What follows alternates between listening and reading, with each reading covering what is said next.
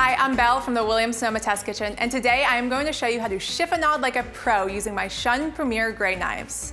So why am I using Shun today? These knives were hand hammered in Japan, and the handle, which is made of paka wood, is really comfortable in the hand for both righties and lefties. It's very important to have a comfortable knife. The blade is extremely sharp, which is great for precise cutting. It also has these gorgeous waves throughout, which are not just pretty to look at, but actually highly functional as they reduce drag so the food releases from the knife as you're cutting, especially when you're cutting quickly. So let's get to work. Chiffonade is essentially a thin, ribbony cut, great for any leafy greens like chard, spinach, and basil, especially. You'll see this in a lot of recipes. So I'm gonna start by placing my largest basil leaf right on the base of my cutting board. And then I'm just gonna continue a stack, gradually getting to smaller leaves. You wanna make sure not to do too many leaves at once. So I would say stick to around 7. Then I'm just gonna take my stack of basil and roll it into a tight little basil burrito. You wanna make sure you don't go too tight because the basil can be delicate and you can damage the leaves. Perfect.